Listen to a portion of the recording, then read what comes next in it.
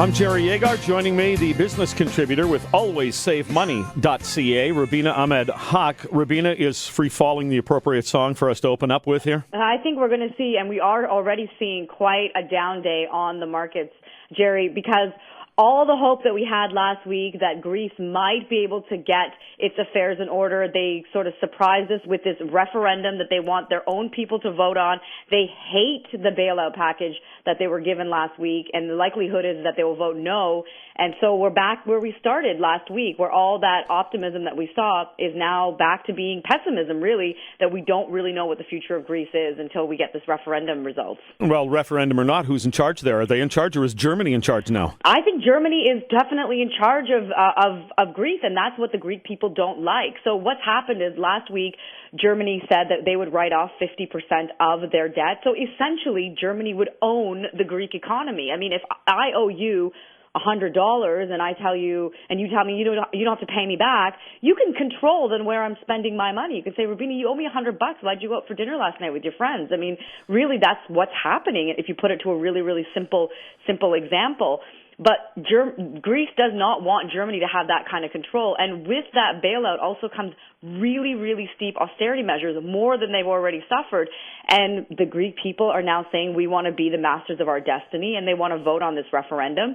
And I think that the Greek prime minister really is trying to save his own butt by allowing his people to vote and perhaps get himself into office one more time, because he's not very popular right now. Okay, but while he tries to save his own butt, there's a country, not a very big country, that seems to be scorching everybody else's butt around the world.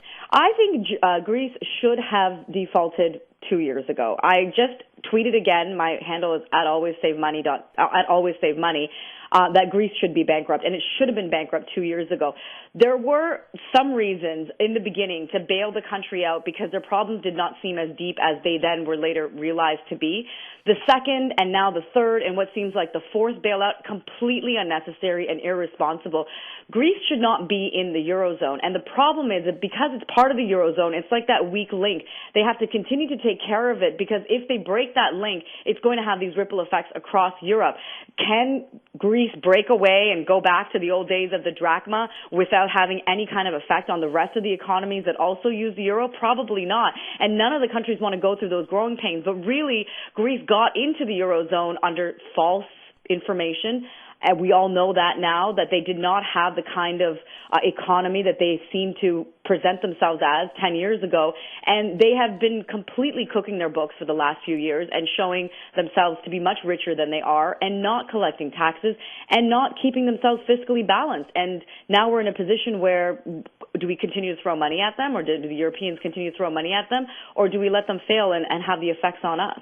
Rubina Ahmed-Haq is business contributor with alwayssavmoney.ca, and her Twitter handle is at alwayssavmoney. So look, I understand how a country like the United States, with the economy that it has, screws up their economy through a variety of things, has an impact on the world, has an impact on Canada. But Greece seems to me like to be small enough to be insignificant. It does, but I think the problem is that they have spent so much time trying to get Greece back on their feet. They've spent billions, when I say they, mostly France and Germany, have spent billions of dollars trying to fix their government, then fix the Greek banks, that they're in so deep now that for them to pull out, it would have such a financial impact, because all that debt that Greece owes them, even though they've written half of it off, then it's going to be on their books. So essentially, they will have to pay it off.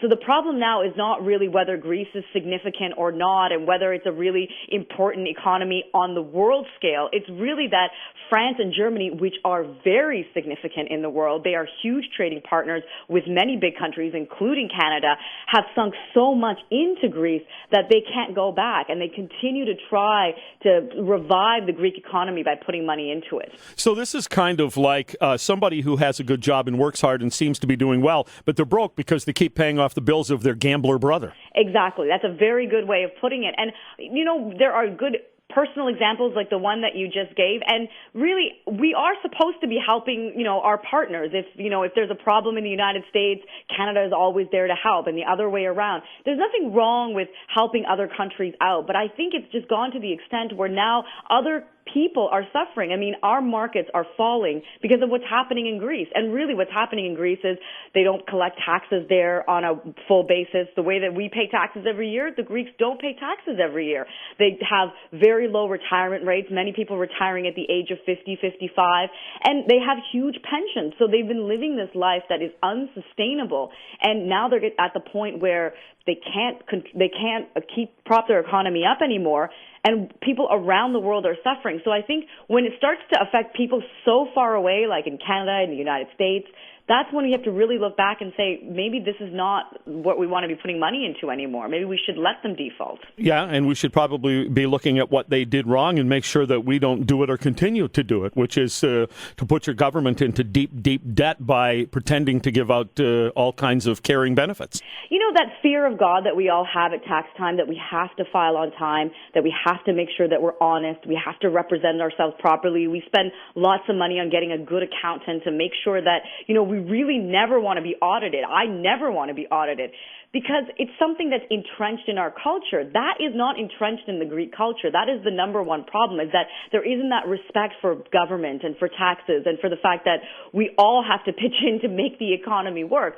As much as people hate taxes, we still pay them, and we pay them on time. We're much better at it than many countries around the world, and way better than Greek has ever been at paying their taxes. Yeah, but the thing is, the Greeks may not be good at paying their taxes, but they seem to be fairly good at wanting benefits from the government. They are, and I mean, one of the things that I think Germany is really annoyed about is that the Germans do work very hard, and they are very good at collecting taxes.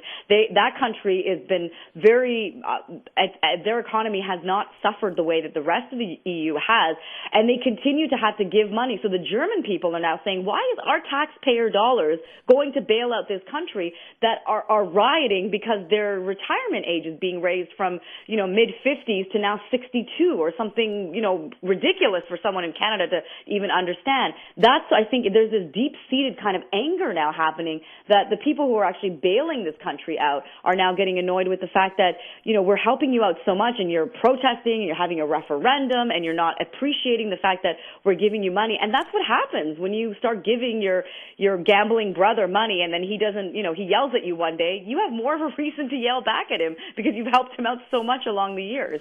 Let's do a quick update on where we are with the markets, where we expect it to go as soon as I check traffic. Rubina. I'm Jerry Agar with Rubina Ahmed-Haq here on News Talk 1010. She's the business contributor with alwayssafemoney.ca. Rubina, when I first came on with you, I had put up the financial post on my screen here, and the TSX was down about 267. A moment ago, I refreshed, and it was down 305. Yeah, we are sinking pretty deeply.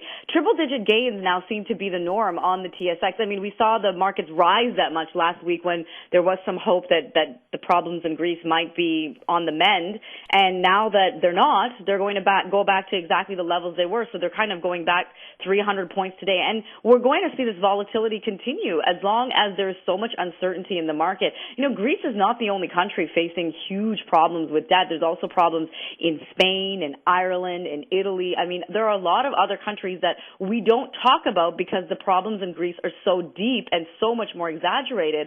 But there are other countries that are also struggling. Their governments have not been responsible, and they haven't been, you know, keeping their economies going as strong as they said they were. And if we see what's happening in Greece, we could see that mimicked throughout quite a few nations across Europe. And the dollar is down.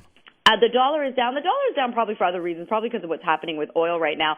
The dollar actually came off parity. I'm not sure quite where it is right now, but it's been sort of hovering around parity for a while. I like when the dollar is about 90 cents, Jerry, to be honest. When the dollar is at parity, it makes it too expensive for our Canadian businesses to trade outside our borders, and I think it really gives businesses here, gives them a big break when our dollar is a little bit cheaper, so it makes it cheaper for people to buy our goods and services, so it makes business better. I mean, we don't want an expensive dollar because it doesn't make, you know, foreign investors want to come in and buy goods and services from us. So markets are dropping. The situation has not been resolved in Greece. It doesn't seem as though they have even come up with a plan that's going to work, which unfortunately may be just letting the place default and then start over again from there. I mean, do I need to go to a higher floor so when I jump I'll be sure to kill myself instead of break my leg? This is not the end of the world, Jerry. This is just, you know, market action, and we've been seeing a lot of this in the last 3 or 4 years. The problem is that we're getting so used to these kind of volatile markets. This is not normal. I mean, we like to see,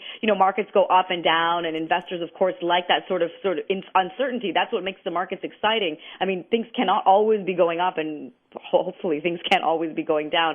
But these extreme sort of 300-point drops and 300-point gains, they're not normal, and they're really because the problems right now are so abnormal right now. All these debt crises around the world, we're still suffering with extremely high unemployment in the United States. There's still so many problems when it comes to the economy in the U.S. and what's going to be happening with them. They're still, their debt was downgraded from AAA to just one notch lower for the first time in history. There are a lot of other very serious issues in the world right now, and that's why the markets, they're so fragile. Any kind of news just jitters them because there's nothing to hang on to. Everything is so weak right now that it's difficult for an investor to make a real solid decision. Yeah, guys like Kevin O'Leary say this is the time to buy. The trick, of course, is to know what to buy. It's also the time to go broke if you don't know what you're doing. Most financial planners will tell you that, when everyone is running away, that's the time to buy. But it's very difficult for someone who's making, I get really annoyed sometimes when really rich people try to give advice to just a normal class, because